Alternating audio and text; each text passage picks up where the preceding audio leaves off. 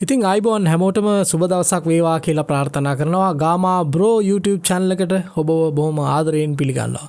තවත් ලස්සන කවියක් අරගෙන ආවා ඔබව හම්බ වෙන්න. දැවෙන හිතට දැනෙන කවි. ඉතින් මේ කවියේ මාතෘකාව තමයි ගුරු භූමිකාව. ගුරු භූමිකාව කිව්වහම කවුරුත් දන්නවා ගුරුවරයෙක්ගේ කාර්යභාරය. පාසල්වල එහෙම නැත්නම් ටියුෂන් ක්ලාස් වල ගුරුවරු කරන ඒ අපරිමිත කැපකිරීම මෙතකයි කියා අපිට නිම කරන්නට බෑ. ඒ තරම්ම ලොකු සේවාවක් වුන් කරනවා. හැබැයි වෙලාවකට ස්ට්‍රයික් උත් කරනවා. එහෙම තමයි. ඉතින් ඒ කොහොම වුණත් ගුරුවරයා කියන්නේ අපේ ජීවිත හරි මගට ගෙනියන සහ අපේ ජීවිතේ නිවැරදි දිශානතිය පෙන්නන සුවිශේෂී කෙනෙක්. ඉතින් ඔහුගේ භූමිකාව අපි හිතනවට වඩා වෙනස් එකක් කියලා මේ කවිය කියනවා. අපි කවිය අහලයිමු කොහොමද මේ ගුරු භූමිකාවේ ගුරුවරයෙක් කියන්නේ. එයාගේ කතාව මෙන්න මෙහෙම. රතු ඉරේ අනසකට කලින් අස්සන තියා බෙල්ල අතකින් නරම් පාපුවරුවේ ගියා. සතියන්ත නිවාඩුවේ ඉරිද පොලටත් නොයා පෑන් කාබන් හිගයි වාර සටහන් ලියා. දැන් මේ ගුරුවරු බස් එකේ එන්නේ පාපුවරුවේ එල්ලිලා බෙල්ල අතින් අරගෙන කියන එක කියන්නේ තරම් අමාරු කාර්යයක්. උන් බස් එකේ උදේට මේ වැඩට එන වෙලාව.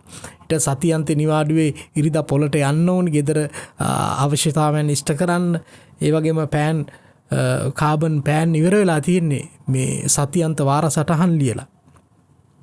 තව කියනවා කොල්ලන්ගේ දැලි රැවුල් කොණ්ඩගස් කැප්පුවා. මෙයා කරන වැඩ ඉස්කෝලේ. කොල්ලන්ගේ දැලි රැවුල් කොණ්ඩගස් කැප්පුවා. ගවුම් වාටියේ ලිහා දන හිසට මැස්සුවා. කෙල්ලෝ මේ දිගට මේ කොටට ඇඳන්ගෙන ආයේ වාටියේ ලිහලා දනිස්ස ගාවට ඒක බැස්සුවලු. දැලි රැවුල් තිනුන්ගේ රැවුල් කැපුවලු. විනයබාර ගුරුවරයෙක් වෙන්න ඇති පාසලේ. පමාවී එන උන් පාරේ දන ගැස්සුවා. පමා වෙලා ඉස්කෝලේට එන උන්ගේ විනය හදන්න උන්ගේ පාරේ දන ගැස්සුවාලු. ප්‍රින්සිපල් මැඩම්ගේ ළඟට ගොස් බැස්සුවා. ප්‍රින්සිපල් මැඩම්ගේ ළඟට ගිහිල්ලා වෙන්න මුන් පරක් වෙලා ඉන්නේ මේ වගේ වැරදි දිනවා කියලා ගුරුවරයා පෙන්ලා දුන්නා. පෝම් කොළ පුරෝගෙන කලාපෙට දුවනවා. කලාපෙන් එනදාට ෆයිල් ටික හදනවා. මෙලෝ රහකට නැතත් සැසිවලත් නිදනවා. ප්‍රොජෙක්ට් කෙරුණත් නැතත් වාර්තා ලියනවා. දැන් කලාපෙට නිතරම දුවන ගුරුවරයෙක් ඒ වගේ අවශ්‍ය ෆයිල් ටික හදනවලු. මෙලෝ රහකට නැතත් මේ සැසිවලට ගිහිල්ලා නිදිනවලු. අතරම සැසිවල ගොඩක් වෙලාවට නිදින එක තමයි ගොඩක් අය කරන්නේ. ඉතින් සැසිවල නිදිනවා. ඒතර ප්‍රොජෙක්ට් කෙරුණත් නැතත් වාර්තා ලියනවා.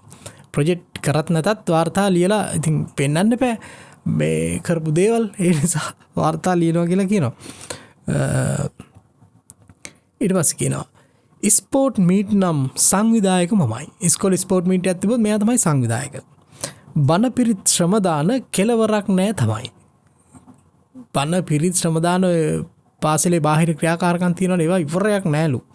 විශ්‍රාම ගන්නටත් කාලේ හොඳටම ළඟයි. දැන් මේ විශ්‍රාම යන ළඟයි මෙයා. හැබැයි ලස්සනම කතාව තමයි අගදියා කියන්නේ. මග හැරුණු එකම දේ උගන්වන එක තමයි. උගන්වන එක ඉතින් අන්තිමට මෙයාට කරන්න හම්බෙලා නැහැ. වෙලාවක් තිබිලා නැහැ. මෙන්න මේ වැඩ ටික කරන්න ගියාට පස්සේ. ඉතින් ඇත්තටම පාසලක ගුරුවරයෙක්ගේ මේ ඛේදවාචකේ ඕකද? පාසල් වල ඇත්තටම මේ සිද්ධිය වෙනව ඇතිද? වෙනව ඇති නේද? ඒ හින්දා තමයි මේක මහාචාර්ය නන්දසිරි කේම්බියේ හෙට්ටි මහාචාර්යතුමන් විසින් මේ කවිය රචනා කරලා තියෙන්නේ. ඔහු ඉතා දක්ෂ කවියෙක්.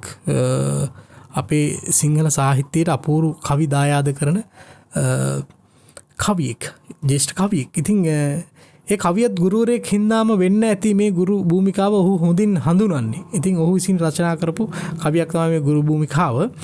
ඉතින් ඇත්තටම පාසල් වල මේ ඛේදවාචකේ තියෙනවා ගුරුවරුන්ට. ඉතින් ඒක එහෙම නොවෙන්න මං හිතන්නේ ඒක එහෙම නොවෙන්න කවුරුත් වග බලාගත්තොත් හොඳයි. දැවෙන හිතට දැනෙන කවි.